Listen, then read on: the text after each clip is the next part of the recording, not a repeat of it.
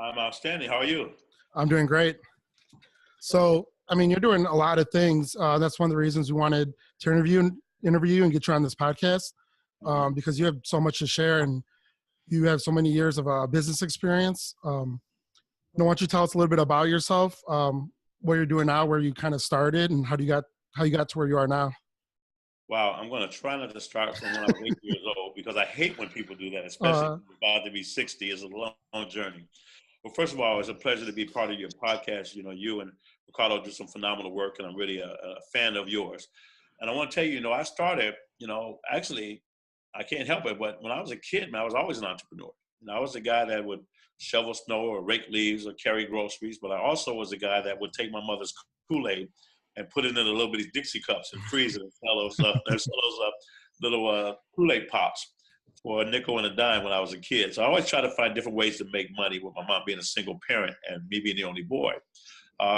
When I got my first real job at 17 years of age with a restaurant called Church's Fried Chicken. And at 18, they made me the general manager. I was the youngest manager in the company, which told me right then and there that they wouldn't last forever because they were crazy for letting the kid run it.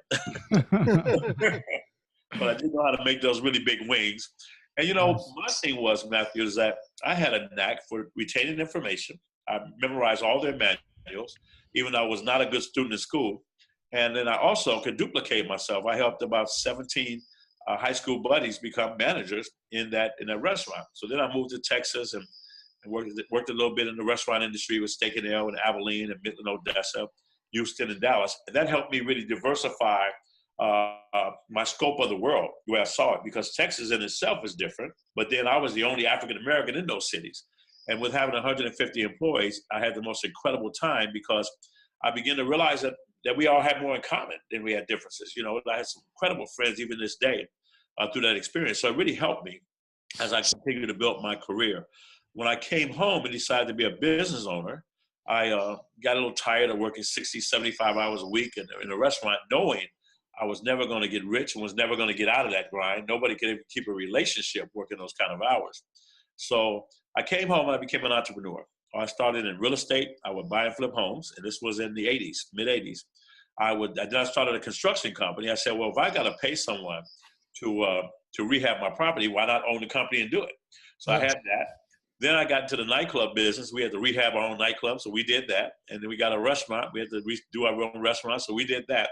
So I always try to connect the dots with a lot of different things. I had beauty salons. I had some of everything. But what I didn't understand is really what it took to be a business owner. I had no mentorship. I had a great idea, and I was a great manager.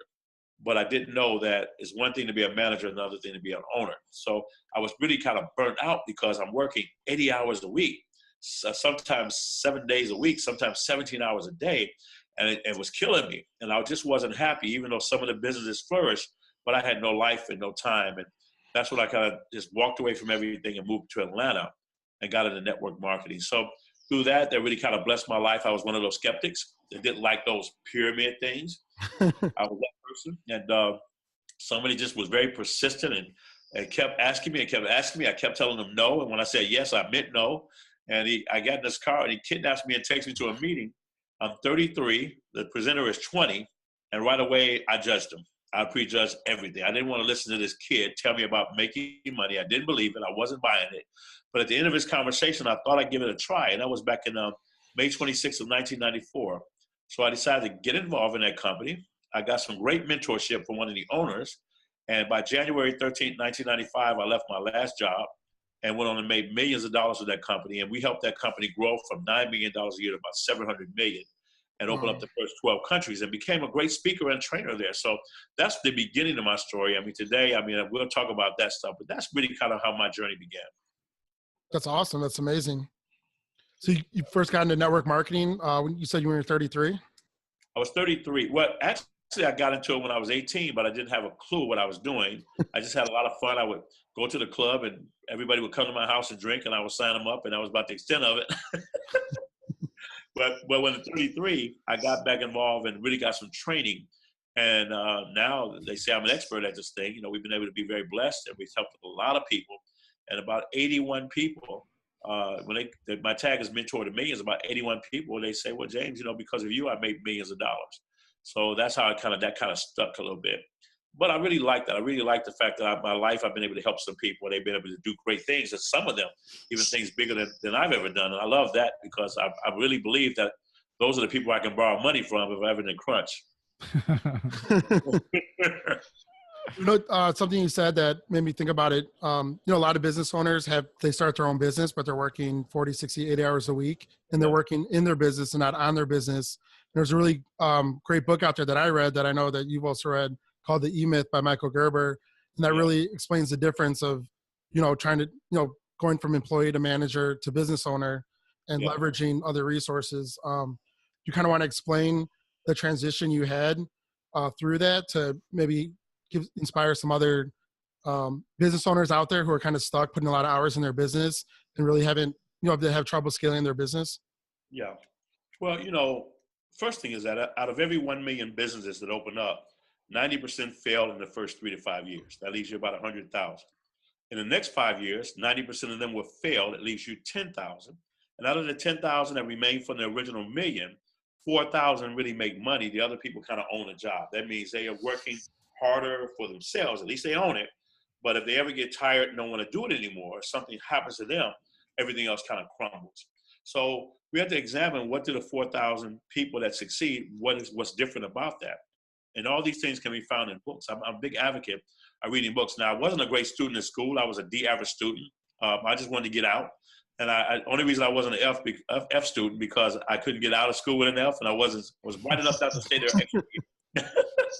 I have an honorary doctorate degree, but I have a PhD, which is a public high school degree in education, and a honorary doctorate degree of divinity. And I'll tell you that don't let your schooling get in the way of your education. Because you can be educated everywhere. So when you start a business, it's important that you pay attention. There's so much information out there today. And if you want to scale a business, number one, most business owners are underfunded. Number two, most business owners don't have the disciplines to really understand how to manage that business. You can't open up a business and then start buying a Ferrari at the same time. You've got to build that business and get that business and create the foundation of that business. So make sure the business is stable, because you need money to start it, you need money to keep it, and you better have money to grow it, because growth will take you out the box right away, because it takes a lot of money to grow that business properly. So if you have long-term thinking and you're reading and you're studying and you're talking to successful entrepreneurs, and it doesn't have to be anything that's that deep and long, just ask them, look, you're successful. What are you doing to be successful? How did you start? How did you stay there? And take those lessons that they can give you and take them seriously, because they've already lived that life. And I think the last thing would be is that when you're in business for yourself, it's really a blessed thing. So how do you really want to scale it? Well, we live in a different age right now where 50% of most jobs will be outsourced within the next 5 years. And they're not outsourced, that we can outsource them. You never have to go to a drive-in window. Machines can do that pretty soon. They can flip burgers. They can make milkshakes. They can slide it all the way into your car and count change better. And they don't complain. They don't get tired. They don't go to the restroom for half an hour at a time. So all these things are about to take place in the most incredible time that we can be alive. So how do we get in front of it? Well, I think the first thing, Matthew, is that if you look at any business owner, the thing that all business owners have and need are customers. So first of all, how do you find them? How do you get them? How do you keep them? And how do you grow them? Second of all, what other things of value can you put in front of that customer so that customer doesn't have to go to 10 different stores? I mean, you look at Walmart. I mean, you got 5 kids worth about $30 to $50 billion each. And you don't have to go to Best Buy. You don't have Circuit City's gone. You don't have to go to Toys R Us. They're on their way out. You don't have to go grocery shopping. A lot of stores are gone.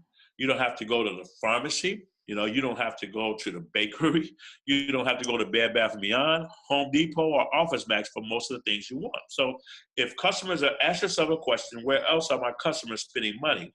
And what can I put in the middle of that, or do a joint venture with someone that I can pass that customer on to someone else where I can receive some revenue from that, but at the same token, giving the ultimate customer experience, and that's the way you keep them. I really like joint ventures. So that's a great way. But yeah. How did you go from network marketing, and what'd you go from there? Because you made millions in network marketing. What was next? Well, I still do, as a matter of fact. I'm with the company now in health and wellness.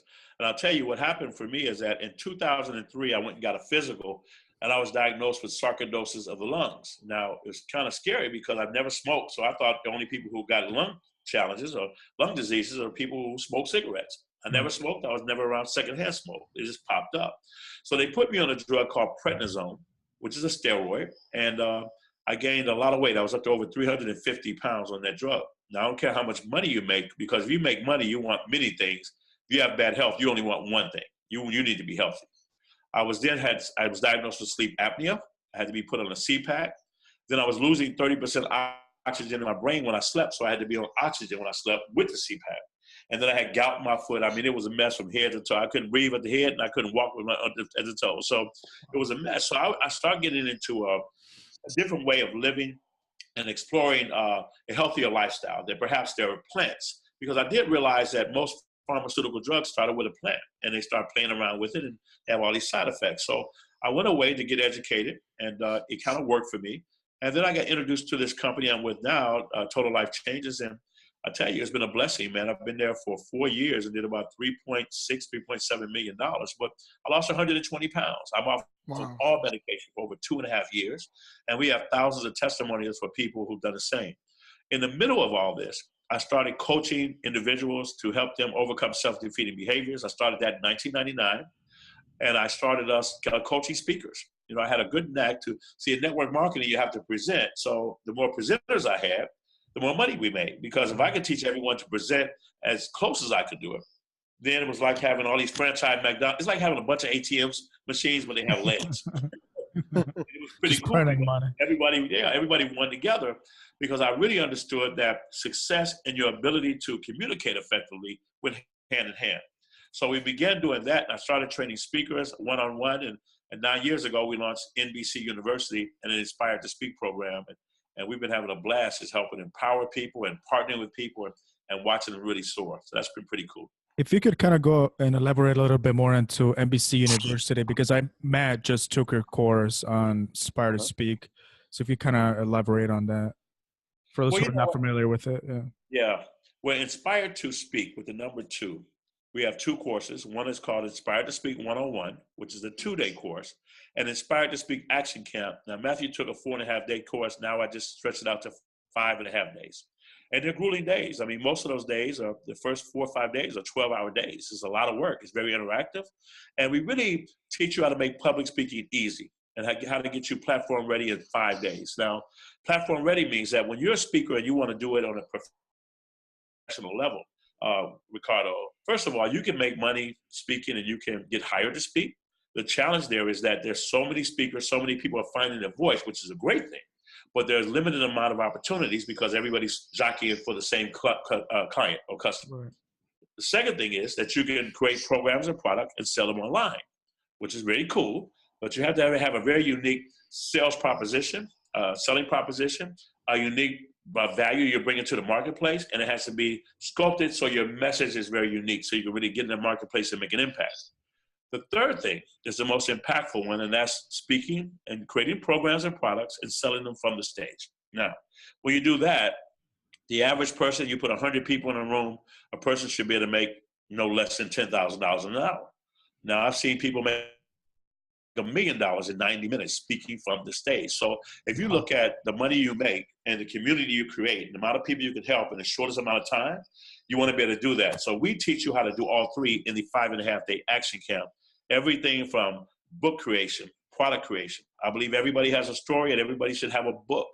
We partnered with Les Brown, and we had our first camp over the weekend that Matthew was at. Matthew was blown away because it's so amazing. First of all, Les Brown, we've been friends for over 22 years. He's the best at what he does. And we wanted to come together because he looks at me as I'm his mentor. And when it comes to selling, he's my mentor when it comes to telling your story. And between that, we're great friends. We have a lot of things in common. And he trusts me with his legacy. He trusts me with his with everything that he believes in and holds dear. I'm very blessed to be that guy in his life. So Matthew was there. I think the most important thing for Matthew was this. Watching, I'm sure Matthew can agree, from the day they started, he and a group of people, and we try to keep it right around 20 people. But from the day he started to the day he ended, Matthew, I'll let you respond to that. What did you see as far as a transformation, not just in you, because you knocked it out the park, but in everybody that was there? I mean, it was pretty crazy because, you know, I just thought we were going to learn, you know, information that would help us. And everybody got there, you know, I actually grew up with a lot of stage fright and didn't really like talking in front of crowds. I can talk to somebody one-on-one and give them a lot of information. But I was never, you know, when I showed up, I was nervous to talk in front of people. And that's kind of one of the reasons that I went, because I wanted to get over that and also learn how to be a better speaker. But a lot of the people there, even though they were very accomplished in whatever industry that they were in, a lot of people were like that. So something that really stuck out to me, there was one woman who was there that she was only speaking to me, maybe like one other person, because there everyone breaks everyone up into groups. You only speak to 2 to 3 people at a time, and there's only 2 of us, right? So it's not, you don't have to be that nervous. And one of the staff members came by to take, you know, a picture, just walking around taking action shots, and she was so nervous just from that. She stopped speaking. She covered her face. She kind of walked away, and we're all like, you know, it's just kind of us here. There's nobody, you know, really here. And she went from that on day 1 to by day 5, when she had to speak in front of the entire class and all the staff members, you know, about 30 people. She blew everybody away. She probably had one of the top speeches there. And she was very bubbly, confident about her product. She was walking around. She had a lot of stage presence. And like, just to see that from day 1 to day 5, and also kind of where I came from, like with my confidence throughout it, and just everybody, even Mark Aguirre, who was there, who, you know, was a former NBA player and all-star and champion. He needed a lot of help with his coming out with his, you know, program, what he wanted to speak about. And, you know, you would just kind of assume somebody like that would know everything. That, you know, they're in front of cameras all the time, giving interviews and whatnot. And just kind of, you know, he was sitting right beside us learning the same things. And to kind of see him go through that transformation, by the end of it, he was speaking, he knew, you know, we helped him with this program because everyone there is like a very tight-knit community. You know, at the beginning, everyone's just strangers and you're kind of worried about yourself and your own speeches. But after you start talking over and over and over again, then you're actually looking to help others out and make them better. And you see everyone's progression. And it was just kind of, you know, it was amazing to see. And then by the end of that, you know, Mark was talking in front of everybody about specifically what he wanted to talk about. And, you know, that was awesome. So, I mean, I know a lot of people say this about things, but I've never said this about anything else, but it truly was a transformative and life-changing experience just in 5 days. And, you know, it's really, I've gone to a lot of different real estate boot camps and seminars. And this was, you know, it was nonstop. It was 8 a.m. to 9 p.m. That was actually only the first day. The next 2 days, we actually ended up staying till like 10:30 at night. And then on Saturday, you know, we stayed in network till midnight, 1 o'clock in the morning. So we barely got any time to sleep or, you know, work on our scripts, and we had to figure it out through the process. And it was almost like a military style boot camp where you get in and people are going to force you to be successful by the end of it. And it was just kind of crazy. I'm definitely going to the next one you guys are having in April, because, you know, there's stuff I can get better at and, you know, do it again and go through it. You know, I'd recommend it to anybody who wants to get into this, into public speaking or, you know, selling a book or a product. So, I mean, that's what I have to say about that. And, you know, I'll tell it to anybody who asks me about it. Well, I thank you for that. But, you know, the main thing was that we have an event called Relentless on that Sunday. And we had another 100, we had like 150, 170 people there. And all of you all were able to speak with the lights glaring on the stage, spotlights on you, cameras rolling because everything's videotaped. And everybody just knocked it out the park. And that's one thing I love about what it is that we do, because this is not something that's new or it happens every now and then. It happens every time. People walk in on day 1, and by the time they walk out on the last day, sometimes it brings tears to my eyes to watch people just go through that transformation in a short period of time. And then we provide stages for them to speak on and opportunities for them to be able to scale and really build a real business. And we partner together from there. Sorry, go ahead. Yeah, I mean, I think that's huge because, you know, it's not just a program you get into and you're like, oh, I learned a lot and I kind of got to figure out my speech, and then, you know, go find it on your own. Like, you know, you graduate from college, a lot of times, you know, you got to go find your job on your own and you don't always find it. I think that's a huge thing because you literally certify speakers and then you have stages to put them into immediately or when they're ready. And that's like a huge component of it, because when you sign up for this program, you're not just buying into, you know, learning this information, you're also buying into a network and all the connections and network that you build and to speak on stages. And I think that's awesome because it's like a one-stop shop for everything. And you also provide a lot of other things around that. If you want to kind of go into those things, kind of like the Walmart mentality where you want everything in one place where you don't have to go out for, you know, get other services and products. Yeah. Yeah, absolutely. I'm sorry, Ricardo, were you going to say something? No, I was just gonna ask you if you had always been good at public speaking since you started your career. No. Because it's something that I've been interested in for a long time, and I actually joined Toastmasters in like 2012, and I was in Toastmasters for about 4 years, and got to run my own club and all that. And like what Matthew was saying, you see people literally go from doing their first speech and super nervous to like doing 10, 20 speeches later on, and they're like a total different person. Yeah. And like you were saying, it's one of those skills that it's a must have if you're going to be in sales or any type of business. So I guess I kind of wanted to ask you, like, if you had any pointers for people who are afraid of going on stage, who are afraid of even getting in front of a 5-person crowd. But I will say this, that when people have fear, first of all, you got to reframe it, give it a new anchor. And fear, they say, is false evidence appearing real. Well, fear to me is feeling excited and ready, so you just kind of shift it. Because the number one thing people need to realize is that, Ricardo, is that, if a person gets in front of a crowd and they're afraid and they're stricken by fear, you can use that, but to your advantage. But also, that's because they're worried about themselves. They're worried about how they're going to look. Are they going to remember what they're going to say? Am I going to make a fool of myself? Am I going to puke all over the front row? Am I going to pass out? All these things kind of go in play based on the audience you're in front of. Well, I teach people how to shift that and never think about yourself. You think about the audience. It's never about you. In other words, you're not the star. You're the director. The audiences are the stars. And you have to put it in a proper perspective. And we have a program or an exercise we call Being With, where they have to be this close to each other and be present and just relax. And it's kind of different. Tell me, Matthew, I see you laughing. What do you think about that? Because that's a little different, especially if you're standing in front of another man and you're looking into their eyes and looking into yours, and you're not gazing, you're letting people see you. Gazing into that state that you feel very comfortable being perfect inside of your imperfection, that you can be present and not just speak to people, Ricardo, but speaking to them. They're speaking their nervous system, that when you speak, they don't just hear you, they feel you. And that feeling that you can put inside of them is an anchor that'll make sure they remember you, remember your talk and the information you gave to them. If you do that well, then they'll never be the same. They can't get away. That seed is planted, baby. And after that, just the water drops on it, it's coming out the ground. Because even from, I've known Matt for a while, and just from seeing him come back after this weekend that he went to speaker camp, it's just a huge change. And it was only like 5 days. I've known this guy since 2012, and he seems a little, freer, if you will. Yeah. Just speaking and just coming up with sentences and a little bit more alive. But to kind of go back to the question that Matt asked you, if you kind of elaborate about the, what were you saying, Matt? Like the Walmart mentality of having everything inside of your company? Okay. Well, first of all, Inspired to Speak 101 is a 2-day camp for speakers, authors, coaches, and people in sales that want to know how to become a better closer, how to enroll people. Inspired to Speak Action Camp will teach you the psychology of how to speak, how to use your voice, how to create the soundtrack for your speech in your voice. Now, from that, we have the Entrepreneur Forum. And that's a forum where we have entrepreneurs come in the third Wednesday of every month in the morning. And we have another group that comes in the evening on the third Wednesday. And we provide a breakfast in the morning, a dinner in the evening. Entrepreneurs come in, and we provide a platform for our speakers to speak in front of these entrepreneurs as well.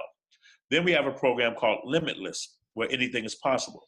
Now that's important because there's a shortage of women speakers out there. So we created Limitless as a program for women and by women. We may have a male speaker every now and then that's in that group, but about 6 or 7 women can get up there and speak. And we put 100 to 200 people in a room, and they can speak and they can share their programs, sell their books, sell their products and programs. And they have a great time and really build great relationships at the same token. Then we have Relentless. We have Inspired to Speak, Live, Love, and Dream. And then now we're launching Marketing Magic. We're going to have, we'll put 500 to 1,000 people in the room. We know we're going to be in Chicago and Atlanta. I believe we just signed up Florida today, and they want to do it in Florida. And a lot of people who go through the camp, they joint venture with us, and then they want to create the same programs in their different cities and states or countries. And then we help them facilitate that, and then we become partners. So now we help them make money from what we do as well. We have e-funding for entrepreneurs who need additional funding for their business. We teach them how to create an entire business in a box. We have videography and photography. All of our people have gone to a media school, gone to video school, editing school, drone school. And they're getting their pilot license, as a matter of fact, next week. So we shoot all the video, the sizzle reels, character reels, any type of video you need for your marketing and for your branding. We create the websites there. We create the lead capture pages there. We create the sales funnels. We create everything, all tech services we do right then and there to help you get an online presence. And at that point, we actually help refer you out to speaking opportunities as well. We're about to launch a television network this spring called Always Amazing TV. Now that's pretty exciting because we're going to use that media to be able to get our speakers out there, help to develop shows, help people to find their niche. We're actually helping 100 children write their own books. So we work with publishing, and if anybody wants to write a book in publishing and get that book out there, how do we use that book to build your brand? I don't believe you make $1 million selling books. I think you make $1 million because you have a good book and you use that as part of your brand to position yourself as an expert. So how do you get on these talk shows? You know, I've been seeing on CNN and MSNBC. What's the other one, Kara? The woman in Dubai. We've been all over the world. In CNN, we did CNN stuff. We did WGN, the third day of the third championship of the Chicago Cubs, and they made that World Series run. You know, I did some stuff there. You know, own network, BET. So really, how do you really get out there? So now we're launching our own network to help people get out there in a bigger space. And this weekend, I'm with 400 internet marketers and consultants that really help us forge the relationships to push them out there. On top of that, we have the City Gala and a nonprofit. Now, for speakers who have a lot of great content, I have organizations like in Southfield, Michigan, where they have an audience at the Imagine Theater, and you're in front of 200 or 300 people, and you're speaking with a 4-camera shot. And they're helping develop programs and product, and they'll sell your stuff for you. So I've had speakers we put there. The City Gala is a celebrity-based organization that every year they support and honor 8 different nonprofits. And this year, our nonprofit, Already Always Amazing, is one of them. And we stand for amazing children, amazing veterans, amazing seniors, amazing health initiatives, and amazing youth, amazing stories. So, you know, we want people to just know that they're amazing. We're helping these 100 kids write books, do STEM training. We have a young lady who has got a master's or doctorate degree at the age of 18, the master's degree at 16, her bachelor's degree at 14 years of age, and she has books out there. Sold over 2 million copies of her books, and she has a program for accelerated learning. So we take children that are ready for that program, and that means they got to want to do it, because it's hard to teach somebody something they don't want to do. So they don't. They go into media training with us. They can go into leadership. They can become speakers. We're going to be creating television shows for kids, news shows like CNN and Fox News for kids, and that to see how that dynamic works out. So we're going to have a lot of fun with that. But the City Gala is another level, because then you're on platforms with the CEO of Priceline or the CEO of Uggs, or people have been actually been in space, astronauts. Sir Richard Branson's there. This year we're going to have Austin Kushner there as well. So last year we had Holly Berry and John Travolta, Quincy Jones there. So in the City Gala, we're able now to, because of these relationships, to be able to get exposure for our speakers, because it's really about your net worth is your network. You create a broader network, but more importantly, how do you create the value so people want to let you in there? Because it's not just talent by itself. There's a lot of talented people out there, but they're jerks. But how do you know how to serve at a higher level that people want to be around you because you're good and you're useful, that you bring purpose and you're willing to serve a little bit? And if you do that, then people will usually give you everything that you ever wanted. So it's pretty cool. That's insane. It's crazy. Yeah. I didn't mention the basketball part of it. That's pretty cool. So how did this TV network come about? It's gonna be online, right? Which one? Is it gonna be online? No, it's going to be online. That way we can do everything in the United States and overseas as well. But we're also negotiating with cable companies to get all of Chicagoland and Indiana. Okay. And then after we get it up and going, because we have a very unique position that we could talk about in a second, but there's a new basketball league about to start. And we own a small piece of it, but we do own 20% of our Chicago team. And I'm really excited to talk about it because it's going to help us scale everything to be able to help the small business owner, to drive traffic to them, to help the people who want to learn about marketing, to give them access to the top marketers in the world, and to be able to get our speakers to start their own talk shows. Or when people go through the speaker camp, we'll do a live interview with them right there and broadcast them right there from our studio that we have in our training facility in Matson, Illinois. Okay. Now, if you could, I guess, elaborate on the basketball league. You said it's called Champions League, right? Yeah. See, what has happened is this. Every year, 200 NBA players are cut for the NBA. About five of them go back in the NBA. Five may go overseas and play. And a small percentage of them become going to media and broadcasting. But the rest of them, after earning millions of dollars a year, are making less money than a bartender. So what do you do? Now, the people like LeBron James and those all-stars, okay, they got it made. They're packed. But if you look at most teams, you know two people on those teams, and nobody knows the other three. And nobody knows the other seven that come off that bench, maybe one or two.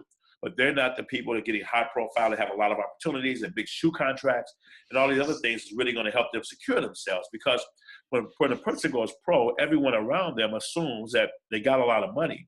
So they spend a lot of money and they ask for a lot of money, not realizing that everybody can go broke. 88% of football players are flat broke when they retirement, flat broke. So what's happening is they created the Champions League. It's comprised of 160, 170 former NBA players. They're out the league 1 year, 2 years, 3 years, maybe 4, but they have to still be able to play. They can't be all out of shape and roly-poly. Nobody wants to go see them anymore. You got to take care of yourself.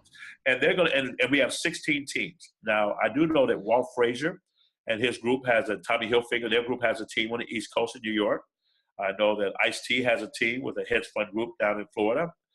Byron Scott, he has a group that has a team. Gary Payton has a team, and we have a team in Chicago. But they've given us the exclusivity to be able to broadcast 64 of those 80 games. The remaining games are owned by ESPN. So ESPN has them, and then we have exclusivity, 64, and they have 16. We also have exclusivity of everything overseas.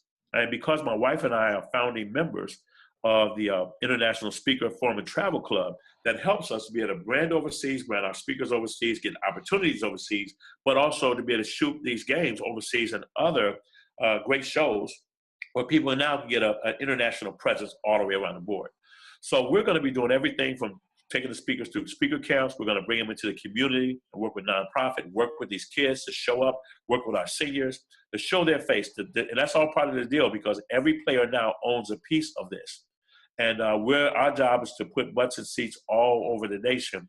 But we're pretty excited to be able to broadcast, because after the NBA championship, everybody goes through withdrawals.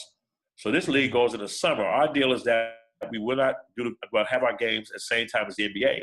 But it's really helpful for them because they don't have any plans for these players. They have nothing for them. They're not prepared to do anything else. So we want to be there to help them do the things we do well, to teach them how to use their social media to build their brand, become an influencer. But more importantly, with Our Ways Amazing TV, that no matter what's on that show, it has to end positively. It has to be a positive outcome. Even if it gets a little raunchy on a reality show, before it's over, when they got to kiss and make up, it's got to be a moral to the story, a teaching moment. That's what's going to separate us because we want to make sure that we're impactful in the world where there's so much going on. People need some hope, inspiration, and need to know there's someplace they can go and to influence our children. How did you come about owning a part of the team? Like, how does that even happen?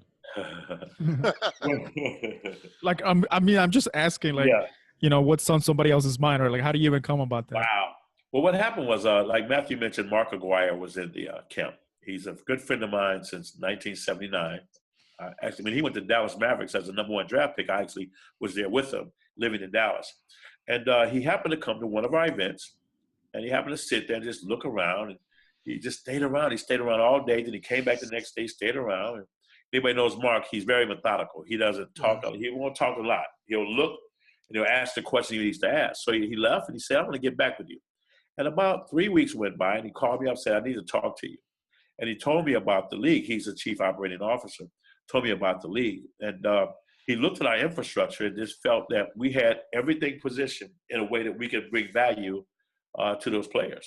And it's really an honor to do it. And we do our very best, man.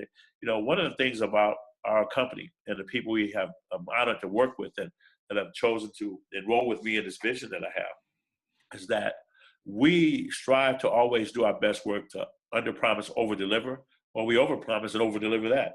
And if we mess up, which is very seldom, then we fix it. We make sure that it works. We make sure that we keep our clients in mind first. So we feel as though we have now the opportunity to impact 1 million minds. And when we impact 1 million minds, see, the money, you don't have to worry about money. If you want to make millions of dollars, that's fine. You want to make billions of dollars, let's deal with 1 million minds. Because if you look at what you know, Ricardo, and what Matthew knows, and the people who are watching this, and we can come together for a greater cause and do some special things, we make an impact that would go around the world. So forget about making $1 million. Let's get 1 million minds. Don't you have to worry about money from there. What do you say, James? 1 + 1 doesn't equal 2? No, there's a third mind. It's a mastermind. As a matter of fact, it can be 1,000 if you get the right 2 people in that room. You know, even the Bible says when 2 or 3 are gathered together in the name of God, but 2 or 3 people are gathered together, because my book is about the 5 frequencies of high performance. 5 frequencies of high performance. Frequency is energy. It's so real. So when you get people together, like-minded people, with that hope and possibility springs, there's nothing you can't do. Everything that we experience, everything that we see, no matter who's looking at this, you look around the room you're in. If you're outside, just look around. Everything was created, first of all, from someone's imagination. Everything happens twice. The mental, the physical, inner, the outer, the thought, and then the thing. So we're here to create, as we're born in the image of a creator. So if we get together and start to do that, and just imagine that we dare to say, look, you know, $1 million, okay, that's been done. Let's go out to 1 million minds. Let's empower 1 million minds. Let's be fed from 1 million minds. And then what is possible at that point? Anything. Hey, everything. Everything, yeah. So I guess, because when we had Jose on our podcast, Jose Baeza, and he was talking about this book that you wrote, because he had just read it, I believe. Yeah. And he was talking about it for a little bit. Could you kind of expand on the book? Because I'm actually really interested. I haven't read it, but it's in my wish list of the books that I'm going to read next. So if you could kind of expand on the book a little bit. Yeah. Well, first, let me tell you, Jose Baeza is a very special person. When I met him, he was my client, and he paid a nominal fee to be my client. But I just fell in love with the guy's heart, who he really was, and to watch him grow and evolve and to be this successful business person, because what he does today, he was not that guy at all. And now he's just so fearless. He was an introvert, man. I mean, this guy hardly even make friends. And now you may see Jose with Danny Glover hanging out, taking pictures. He walked up to, who was the guy? What's that guy's name? He's married to Janet Jackson. What's the little short guy? No, not the Barge. But anyway, I'll think of his name in a minute. But he happened to see the guy and just walk up. Who are you? We might even take a picture. I mean, he just has no fear. Jermaine Dupree, that's the name. And he also, you know, is just such a great business strategist and has such a business mind. And I watched him do what all entrepreneurs can learn from this guy, is that you got to put the work in. You have to be willing to put the work in. And I tell you, it's so special. So our book, The 5 Frequencies of High Performance, is really about how to tap into the frequencies is going to help you win. You know, whether it be in your spirit, whether it be the frequency that's in your relationships, the frequency in your body, the frequency in your mind and your heart, the frequency of your finances. You know, everything's energy, and energy is everything. And when you tap into the right frequency, it's like if a person has ever hit a zone where they had one of those days where everything just went right, where they were typing, even in their texting, they just were able to do it unconsciously, or driving, you're supposed to just not think about it anymore. To get that unconscious confidence. And when you can tap into that, there's a way to get back to that point, to get to the point what I call click. And when you get to that point of click, then you tap into a higher level, because energy is attracted. See, like energy attracts itself to like energy.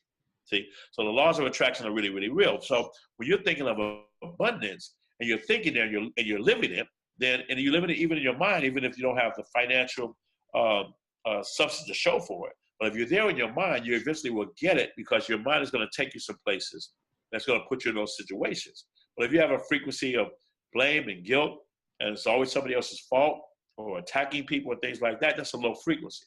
So if you understand that, you don't want to make sure that you're monitoring the frequency that you're in, because that will determine whether your days are good or bad. And all of mine are good because I choose it. You know, so when you just look at that, I just encourage people to get the book, to find out the significance of relationships, the 12 points of significance, and to really kind of open the door up to what's possible, because as human beings, we are born with this unlimited amount of potential. And just like a little nut that turns into a tree, that little seed, the potential of that tree, that big giant tree, is always in that little bitty seed. The potential in all of us is always there from the time we were conceived. Potential to do whatever we really want to do if we apply ourselves. And sometimes, you know, we might crack the door for somebody else to go through to make discoveries and breakthroughs that impact the world and make the world better. Now, how do you change your frequency? Right. Well, I think first of all, There's two ways to change your life, period. Number one, the books you read and the people you spend time around. Now, I'll say books and I'll add YouTube there because YouTube gives us an advantage, but I don't think YouTube by itself does it. Sometimes we get so lazy we don't want to read anymore. There's other senses that come into play when you're reading, and there's other ways you can retain when you're reading, other things you can do with those words when you see them. So I think you need a combination of reading, of listening to, and understanding that, there's no secret to success. There's simply a system to it. And if you follow the system, then you can find your way there. Now, outside of that is just time. The other part of that is who you spend your time around. You see, if you're hanging around people who are getting it done and they're making a big difference, then the odds are it's going to rub off on you. Because anytime two people are together, there's two different energies. Now, one person has to match the other person's energy. So you're either going to be influenced or you're going to be an influencer, one or the other. There's never a shade of gray. We want to go to the movies. Nobody stands. Both people don't stand there and say, I don't know. Somebody picks one, the other says, okay. Okay. So there's nothing stands still in life. It's either going this way or it's going that way. So if you're hanging on, just think about like kids. If you got kids and they're hanging on the corner and their friends are out there dealing with drugs or drinking or hanging by a liquor store, well, if somebody comes by there and they want to do something crazy on that corner, or the police come by and they want to frisk everybody, well, that person who's with them, they got to get frisked as well. They have to go with what they assign themselves to. So, but you have your kids and they're out there with other people who are doing their homework and being courteous and out there just trying to become better, the odds are that person is going to move there. So I believe that, by the way we live our life, the examples that we set, and we don't have to be perfect. I'm certainly not at all. And I certainly made my fair share of mistakes, but that doesn't mean we have to stay there. We all can get better. And if we remember that if we teach a person, if we treat a person as they are, we might reinforce it. They may remain the same. But if we treat them as they could be, they can grow into what they should be. And that is a child of God that can accomplish some great things for the glory of God, to be able to impact the world. We're all connected. I like that and I agree with that. And James, I got to ask you something. Because there's certain people out there with certain frequencies, and I know I'm probably on some people's minds. What we like to bring up on this podcast is, a lot of people just think, for instance, maybe you started network marketing, you made millions of dollars. Oh, this guy was lucky. If I had millions of dollars, I could start a TV network, an entrepreneur forum. I can do all these things. Okay. And I can just throw my money around. And people think that business is easy. Like if you have money, you can make money. Yeah. After the first 2 years, a lot of people probably think, oh, you've been doing this for 20 years. Maybe it was hard in the beginning, but then you just went 20 years straight of just success. And that's not always the case. Like there's a lot of where they're like failures or in the past and obstacles you had to get through. And, so people know that it's not just people don't get lucky or you're not just successful nonstop. Like there's things that you got to get over and things you got to do. That's kind of what we try to educate people on this podcast about, that everything's not super easy. Well, I'm glad you said that, because see, in 1994, I got into network marketing, but 3 or 4 months later, I became homeless. The bottom fell out and everything fell out. And the thing that saved me is that there was a gentleman who was 27. I was 33. He was one of the owners of ACN. His name is Michael Kupis. I remember Michael Kupis telling myself and a group of 16 of us how he and his twin brother, Tony, who are both now worth $500 million each, that they both were homeless at 24, millionaires at 28. They both were abandoned as children, abused, had low self-esteem, low confidence. But when I met them at 27, they were two of the most brilliant people I've ever known in my life, and even to this day, who understood people and understood human behavior. And I never forget, his story empowered me, because Matthew, when I was homeless, when I lost everything, and I refused to call home and ask for help, because I always asked for help. I was tired of getting bailed out. It didn't make me stronger, it made me weaker. So I decided to grow up because of his influence on me. So when I found myself homeless, I had a different way of viewing it. Viktor Frankl, who wrote a book called The Meaning of Life, he wrote, 2 men both trapped behind prison bars. One man saw the mud, the other man saw the stars. So he gave me something else to look at when I was sleeping in my raggedy car. Now, not only did I become homeless, I was driving a Porsche, but then I blew the engine in the Porsche. And then a friend of mine sent me an 89 Buick Century, did it from front to back. The windshield was cracked from the top to the bottom.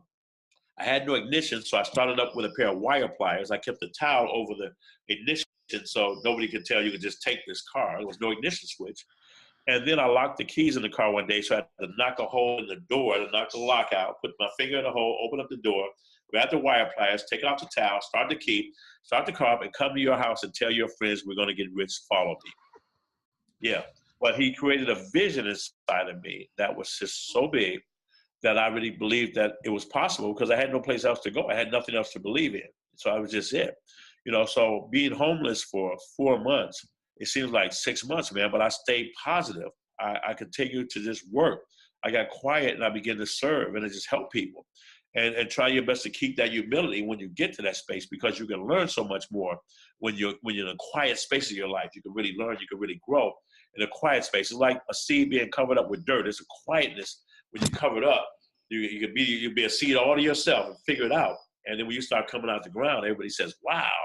You know, so I met a guy by the name of Dr. Dennis Kimbrough at the first networking event I've ever gone to in my life, 1994. This gentleman wrote a book called What Makes the Great Great, and he wrote another rendition of Think and Grow Rich. And he says in this meeting, he said, the average millionaire dips and dabbles in 17 different things and goes flat broke 3.2 times. I was so happy to hear that. Because at that point, I knew I had failed in about 12 things. So I knew I had 5 more to go. And I learned that success begins where failure ends. I learned from Jim Rohn when he said, it's never the blowing of the wind, it's a set of the sail. Because the wind blows on us all. I've had ups and downs, man. I went into depression.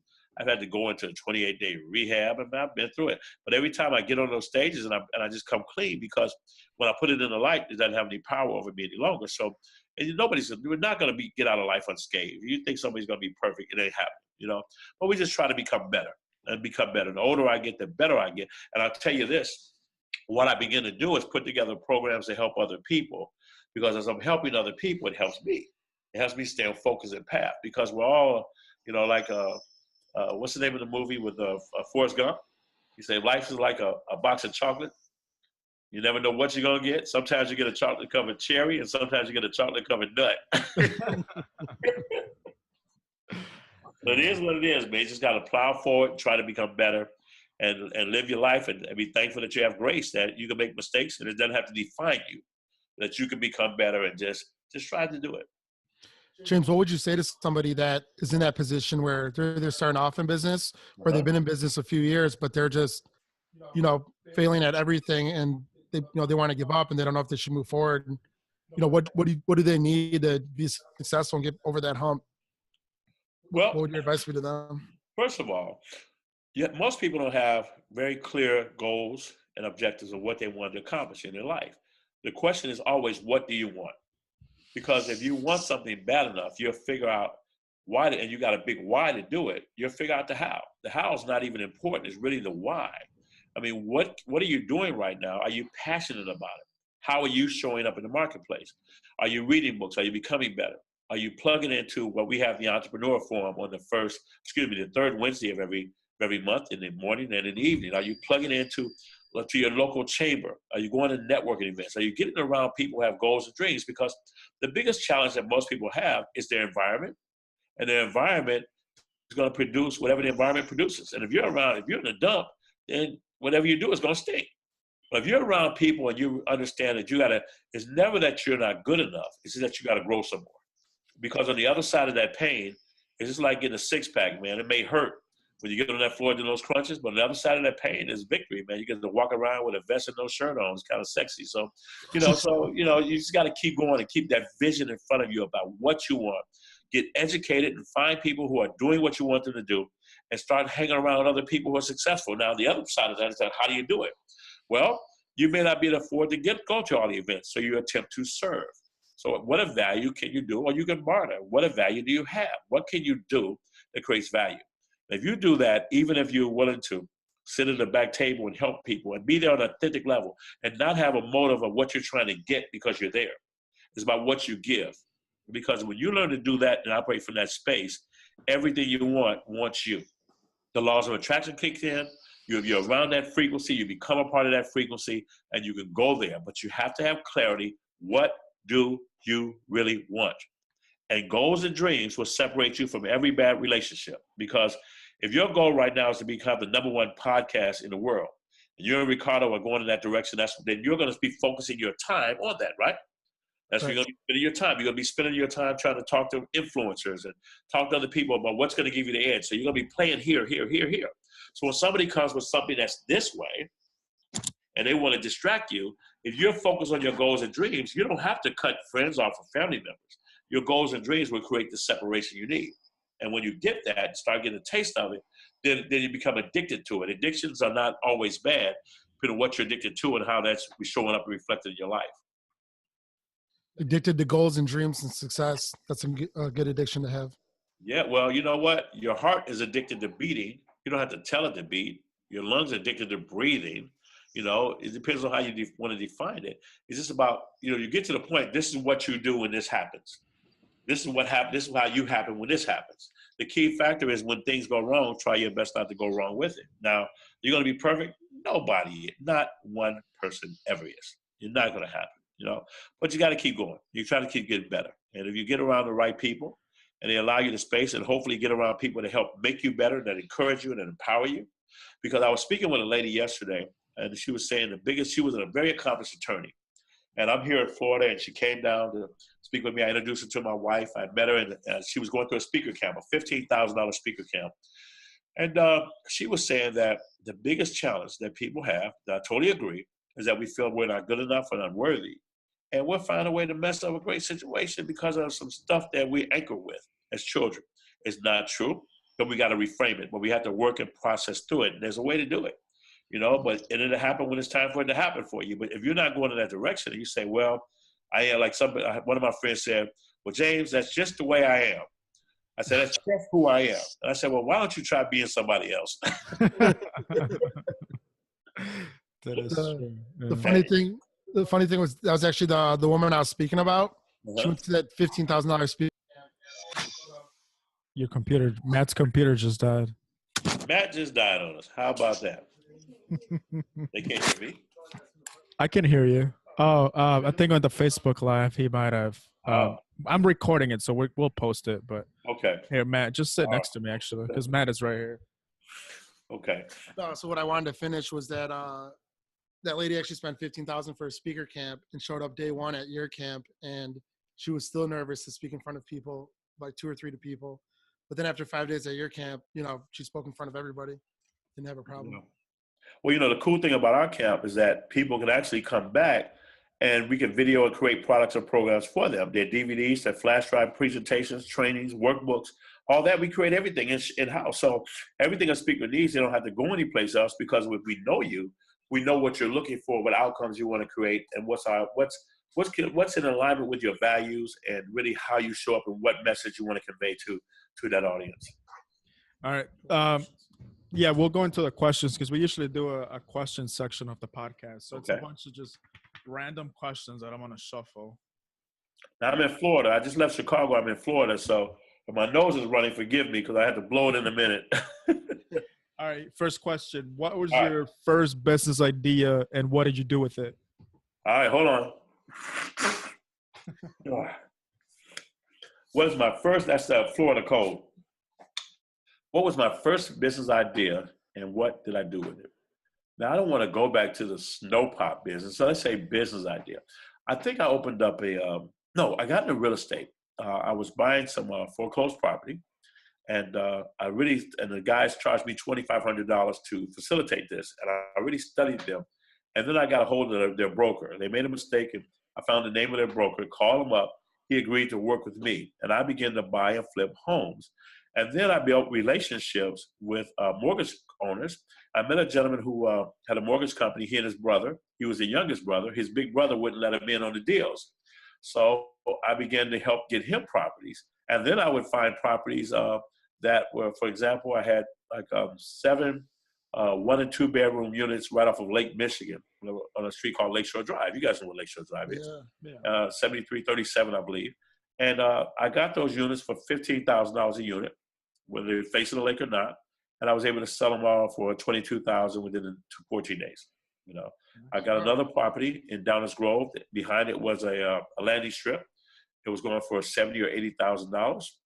I just sold it for $95,000 to the gentleman who owned the mortgage company. So I began to flip and turn and flip and turn and flip and turn. Then I used that revenue to go into nightclubs and restaurants and open up different businesses. And I try to always do something where everything connects. So if I have to outsource it, let's see if I can try to do it myself. Now, that was to my pearl in the early days because I didn't have the capital and didn't know what I was doing. So after making enough mistakes, I kind of learned now the whole model is about creating a big database. So I think that may have been the first real business venture that I did. And, I just kind of got bored with it after a while and just moved to Atlanta and kind of started over. One thing about owning property is that you have to wait for people to pay rent. And sometimes people don't want to pay your rent. And sometimes they don't want to take care of your property. So you have to pick your poison. But I will say this, whatever a person chooses to do, go after it with everything you got, because you don't have to love the work, but you must fall in love and be addicted to the result. And if you know what you're doing and you know how you want to end up, like Stephen Covey said, begin with the end in mind.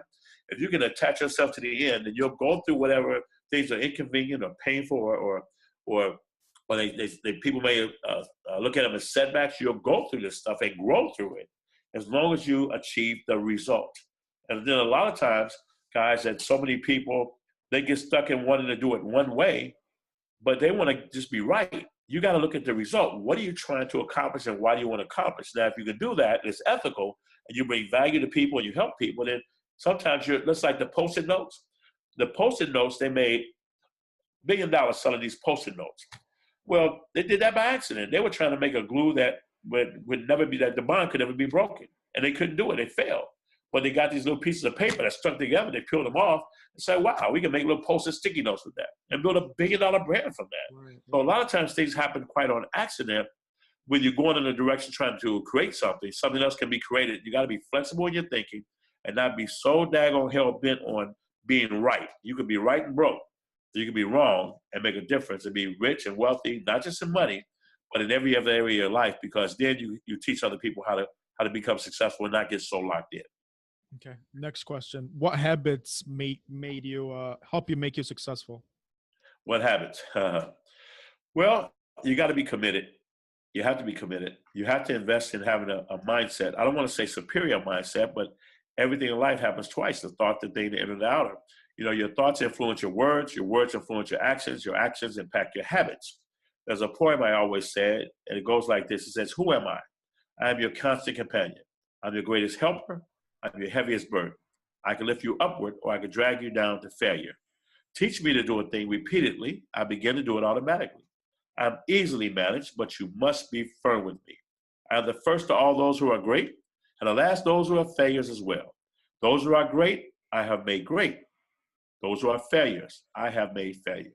I am not a machine, yet I operate with the precision of a machine, yet the intelligence of a human being. But if you teach me and train me, I'll lay the work at your feet. If you are easy with me, I will destroy you. Who am I? I am called habit. Habit is my name. The biggest habit I can say and share with people is what Mark Zuckerberg, Warren Buffett, Oprah Winfrey, Bill Gates, they all adhere to what we call the 4-hour rule.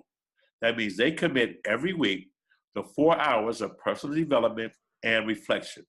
Reflection, a sense of awareness to get back centered. Meditation, to center yourself so you're not all spazzed out by the things that happen outside of you. Because the only thing you can really control is you. You can't fix anybody else. You can just control where you are to the best of your ability. So the habits are just really growing, learning, serving, working your craft, being committed, and then finding a way to balance yourself. You're not going to be in balance all the time, but balance yourself so you don't go too far off the rail. You got to have a relationship. You have to have balance your relationships. If you don't have a spiritual life, you don't believe in it, then at least meditate if it's all about you. And just kind of balance yourself the best you can so you don't go off the rails. Okay, awesome. What was the worst piece of advice you ever got? Hey, try this. I know it's going to work, I promise. No. If you loan him the money, I know he'll pay you back. Yeah, right. I don't know, man. I believe everybody you meet is a great example or a terrible reminder. I think even when you make mistakes, you learn from them. So I can't tell you that right now, because at the end of the day, it's not about the advice that's given, it's how you respond to it. And if you respond to it, it doesn't work out, you got to take responsibility for that. It's just advice. But I will say this, you cannot draw intelligence out of a stupid whale. So you can't take advice about making money from people who are flat broke, who never can keep money. You can't do it. Right. I mean, it's like you can't have a 300-pound personal trainer. That's why I never really tried to do it when I was 300 pounds. So just kind of find somebody who has what you want and then do what they do. Okay. Do you have a favorite failure? Is there one that set you up for a future success? I got a lot of failures, man. They all set me up for success. I've been divorced. That helped me. I've been in depression. That helped me be able to teach other people how not to be there. I've spiraled out of control because of sickness or death. And these are things you kind of grow through. And hopefully, I get an example recently when I was diagnosed with cancer. And don't worry, I'll be all right. But it helps me to be able to communicate and to understand people who are having other challenges. And in life, we don't get out of here alive, but we get a chance to learn and get a chance to show up. So I think right now, the greatest lesson is what I'm learning right now, is how to really appreciate. I tell people, look, if you live your life, if you had a heart attack right now, and you made it through, how would you take care of yourself? If you knew you only had 2 years to accomplish your goals and dreams, how sincere would you take them? How much time and attention would you really put towards them and not play around? Okay. If you knew that you're going to have a meeting with your creator, and what would that conversation be like? What changes would you make? And if you knew that the person that you're talking about could hear you, what words would you say differently? And those are the things I think that if we focus on those, then we can live, learn, love, and leave a legacy. Awesome. That was pretty. I was recorded. No, you got it. Why do you do what you do? What gets you through the tough times? Why do I do what I do? I love it. I don't know. People always tell me that, hey, you do this because you're good at it. Well, I'm good at it because I do it. That's like going to the gym and saying, he can lift those weights because he's strong. No, he's strong because he lifts those weights. I do it because I love it, because for me, I believe that all of us just want to be somebody. I just want to make my mother and father proud. I made a lot of mistakes in my life. And just to be able to show up and be the example for your children and grandkids, just to do it, is such a special and humbling place to be. So that's why I kind of do it. I do it because you move from being financially independent to becoming significant, that you can impart certain things in other people's lives. So what was the second part that you asked? What gets you through the tough times? I got this incredible wife.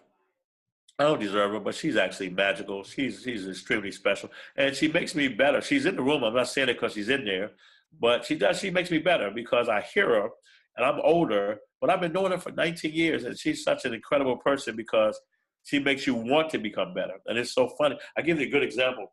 Like when we first got married, every day when I walk out the door, she comes and hugs me, and she kisses me 7 to 10 times. And I'm like, after 4 or 5, okay, that's enough. I got to go. I'm running out the door. Stop kissing me. And then after a while, I said, you old fool. You're an idiot. Slow down, stop it, appreciate it. And, it takes a while because we get locked in because what you live, you learn. What you learn, you practice, and what you practice, you become. And every now and then, if you have somebody around you that can smooth you out. Years ago, before we got married, I used to tell her in the meetings, hey, just sit right next to me. You calm me down. So I would say it would be her. Awesome. What living or dead person other than family members do you most admire? Wow. Wow. There are so many people that have impacted, shaped me.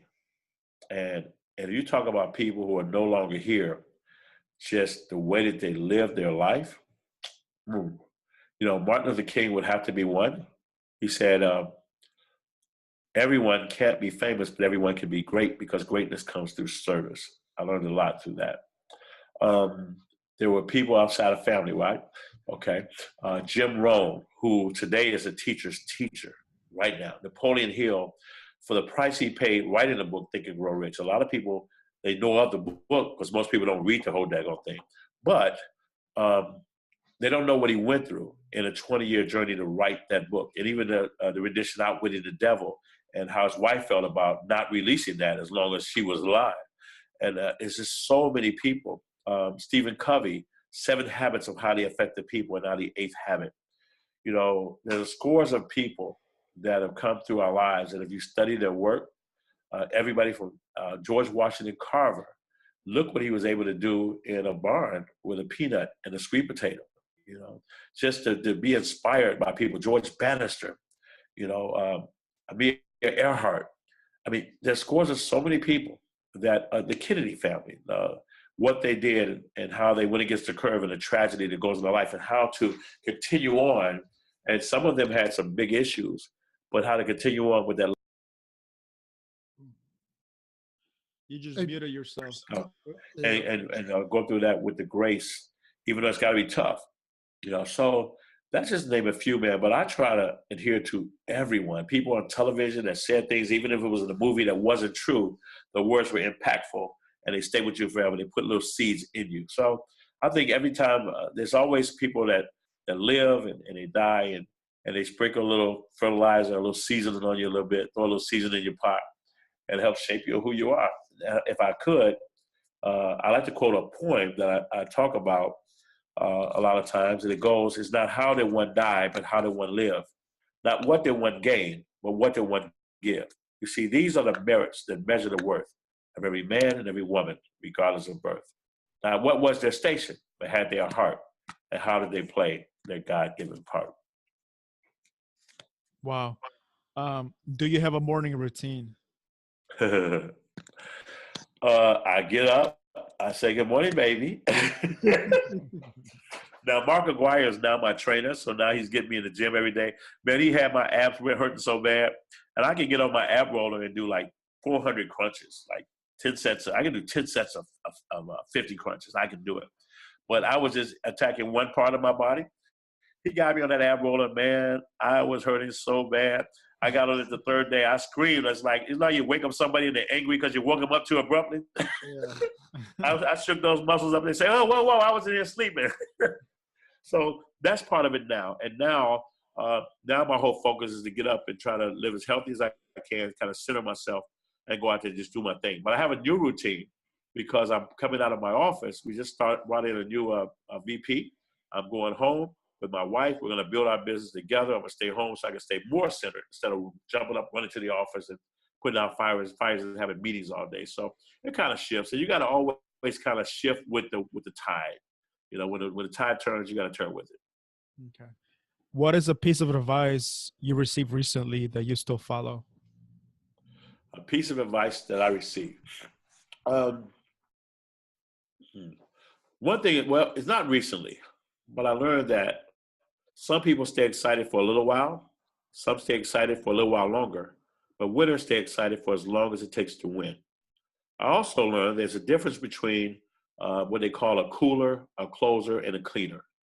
A cooler is a person that makes a team, they play at a high level, but they're not a person who's directing the team. They don't influence the outcome, but they get to play. A closer is a person that wants to take the last shot. You could draw up a plan, and they'll plan it out, and they'll do their best to execute that, and they are a leader on the team. A cleaner is a person that's unstoppable.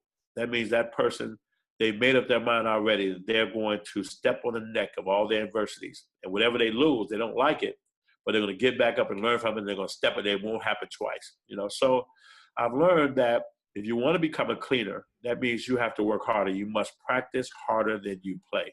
So when it comes time to execute in this game called life, then it becomes a piece of cake because you've done it over and over and over so many times. And when the student is ready to teach their peers, and you keep doing it, it becomes intuitive and you got it. Wow. What is one thing that you find to be true that most people would disagree with? What do I think that I find to be true that most people disagree with? I think that most people are driven by so much emotion, and it's not totally bad. It's just that most people don't know how to separate what they feel from what they know to be true, you know, because feelings are very fleeting. And people feel like, when, let's say, for their heart is broke, they feel a certain way. There's a physical response, but it's not really that their heart is broke. They're just wrapped into a story, the story that they have to be able to control. And that person will say, no, this is real. I really feel this. I feel butterflies. I feel it. I'm nervous.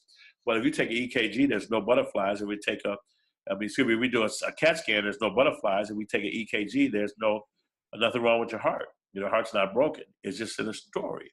So the main thing I believe is that you must separate how you feel from what you know to be true and operate in a space that will serve you instead of dragging you down to a lower frequency. Last question. If you got the chance to start over, what would you do differently? Everything I'm doing right now, but I'd have done it 20 years ago.